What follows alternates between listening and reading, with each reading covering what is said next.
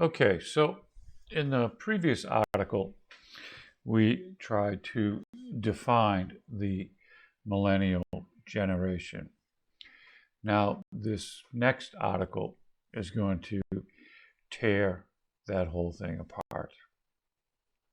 So, the article is from the conversation.com by Sean Lyons, and it's called Baby Boomers, Gen X, Millennials, and Gen Z Labels Necessary or Nonsense. Okay, so the article starts off. The race is already on to label the next generation. The news regularly talks about millennials and Gen Z and many ways that they create consternation with older folks who are labeled as baby boomers and Generation X. The generation labels are an inescapable fixture of contemporary life. These terms have become a shorthand to evoke comparisons between young and old. Even government sources like Statistics Canada and the U.S. Bureau of Labor Statistics use generational labels to present economic data. But are they useful?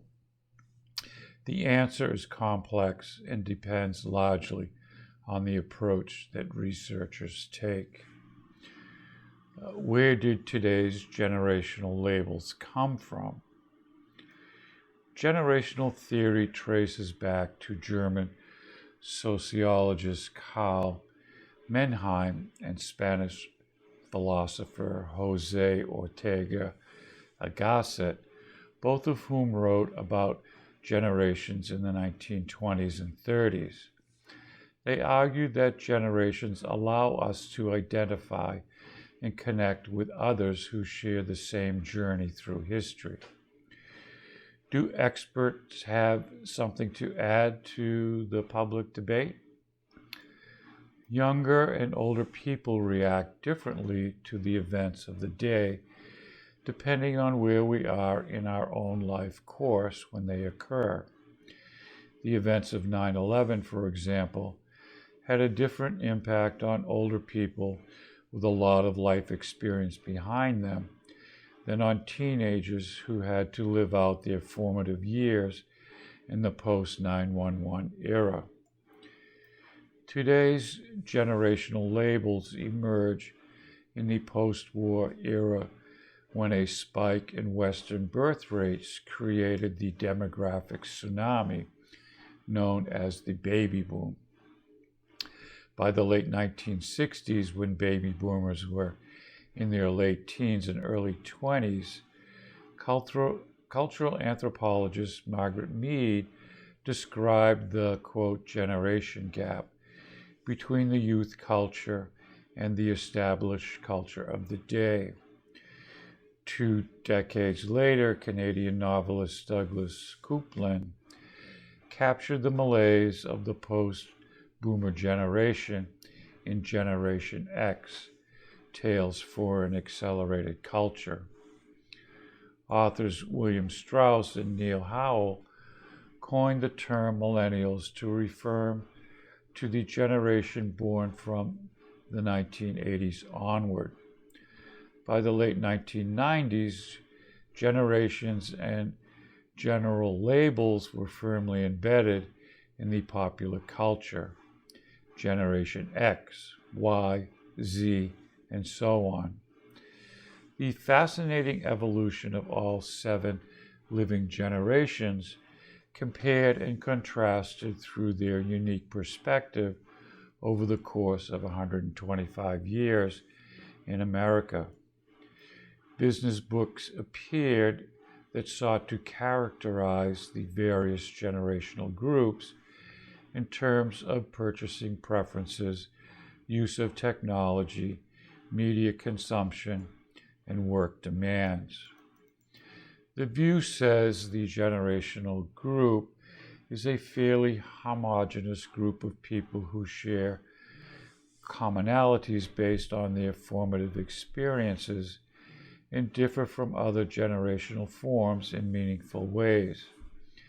Baby boomers are reduced to a caricature of self-centered workaholics. Generation Xers are labeled as slackers. Millennials are materialistic and narcissistic, and Generation Z is viewed as fragile and hypersensitive. These narratives are compelling in their simplicity.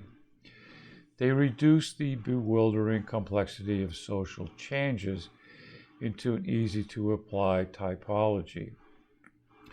Merely knowing someone's year of birth seemingly gives you all you need to know to judge a person's character, life goals, value, and purchasing intentions. But how accurate are these characterizations? What researchers say about generations. In the early 2000s, researchers started asking whether generational differences actually existed by comparing generational groups on a variety of factors, including personality, attitudes, values, and behaviors. In a 2014 critical review, Lisa Curon and I concluded that the evidence was inconclusive. Sure, there were observable differences on some factors, some of the time, but the observed differences were often small and were not consequently replicable. The problem is generations are hard to measure. It is usually unclear what year separates the end of one generation and the beginning of another, and it's practically impossible to disentangle the effects of aging, birth cohort, the imprint of history on your life course, and varied societal conditions at the time of the study. Second, and probably more importantly, there is a philosophical debate about what generations are and how we should view them. Some researchers believe that your year of birth specifies your generation, which affects your personality, attitudes, and behavior. Others view generations as a more complex social phenomenon that shapes and reflects your identity, both as an individual and as a member of society. The use of labels is not universal. Our research found that people use generational labels as they discuss lives at work and beyond, but the use of labels is not universal.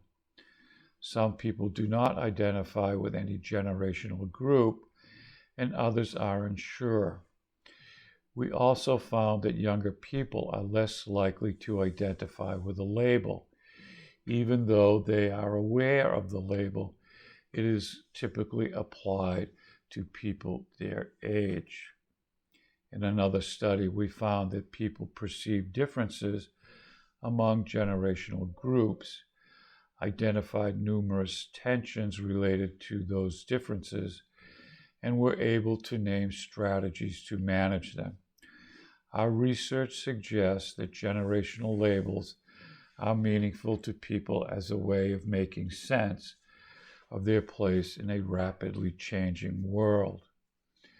As awareness of generational labels has become stronger in mainstream culture, people's reaction to these labels has become more complex. The term millennial was intended as an optimistic label for children of a new era, but quickly devolved into an epitaph. Similarly, while baby boomer originally denoted nothing more than a demographic characterization, the emergence of the OK Boomer hashtag suggests that it has become a pejorative use to signify views that are out of touch with progressive values. generational labels do not explain the bulk of differences among individuals. However, they are meaningful to people. They simultaneously shape and reflect our perceptions about the role of younger and older people in our society. So when you use a generational label, consider what that says about you. Okay, so that's a quick kind of counterbalance to our earlier generational label of millennial. Does it really make a difference? Are we really that different? Okay, up to you. A little critical thinking here. And we'll move on to our next slide.